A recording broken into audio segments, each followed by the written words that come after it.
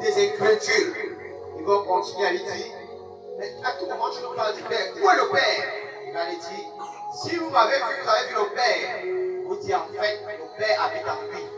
Tous ceux qui ont cru en Jésus, Jésus habite en eux. Quand un serviteur ou moi de Jésus parle, en fait c'est Jésus qui parle en lui.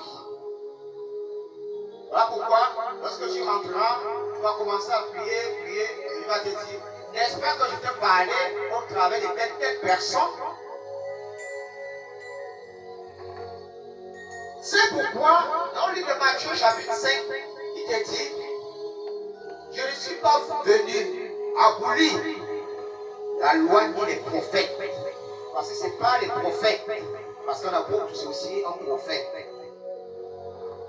Ce n'est pas les prophètes ou les apôtres que Jésus te parlera. Les autres vases, c'est dans sa souveraineté, il peut même te parler par enfant. Mais il te parlera ponctuellement au travers des deux ministères, le ministère des apôtres et le ministère des prophètes.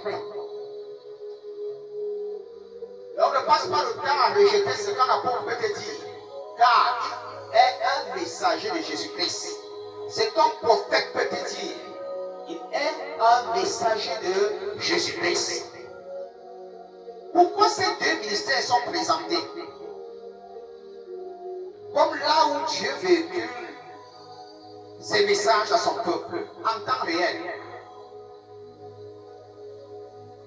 Parce que ceux qui sont porteurs de ces deux ministères, Dieu leur a donné la grâce d'avoir les yeux spirituels et les oreilles spirituelles.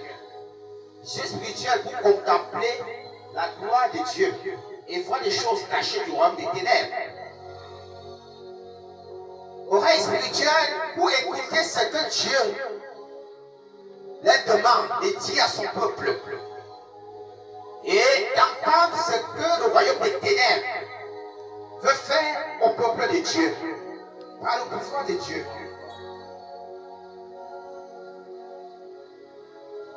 Lorsque Jésus dit à ses apôtres, pourquoi vous demandez encore le Père? Moi voici devant vous, c'est pour vous faire comprendre, le Père habite en lui. Donc tu vas me dire, quand il veut rentrer là, je vais poser avec Jésus. Il te dit, Jésus te parle. Tu cherches encore qui? Tu vas dire, tu es Jésus. Il te dit, je suis Jésus. D'une façon, il te dit ceci. Ce que je t'ai dit ici, tu vas aller dire, Seigneur Jésus, Seigneur Jésus, Seigneur Jésus. Il te dit, c'est ce qu'il te dit ici qui va s'accomplir.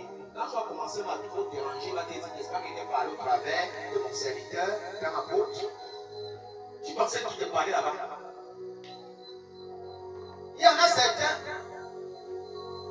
qui m'ont dit,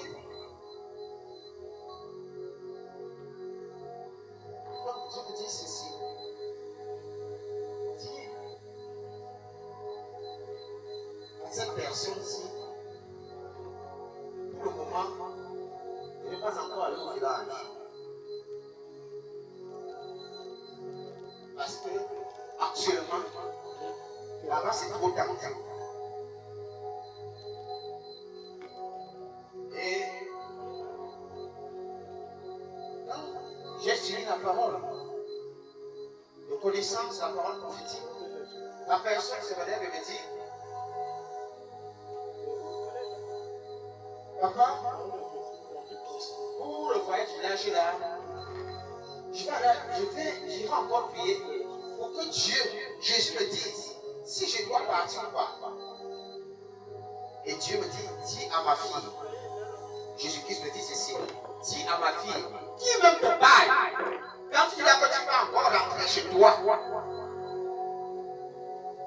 attends ce que Jésus va te dire. Celui qui parle devant toi est même dit, c'est moi qui habite en lui, j'utilise sa bouche.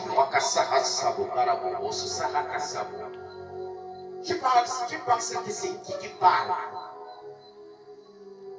Tu pars encore, tu commences à réciter des prières. Tu as récité, tu as encore pris des jeûnes. C'est ce que moi je t'ai dit, sans même prendre les jeûnes, il faut pas s'accomplir. Tu commences à comprendre que t'a parlé au travers de cet apôtre, au travers de moi. Jésus dit ceci à ses apôtres. Si vous m'aviez vu, vous avez vu le Père. Ça veut dire qu'il représente la volonté du Père sur terre. Si tu as vu le Fils, tu as vu le Père. Car le Fils est la volonté du Père. Cela ne veut pas dire que le Fils est le Père. Sinon, tu seras totalement dans la confusion lorsque tu vas lire Jean chapitre 17.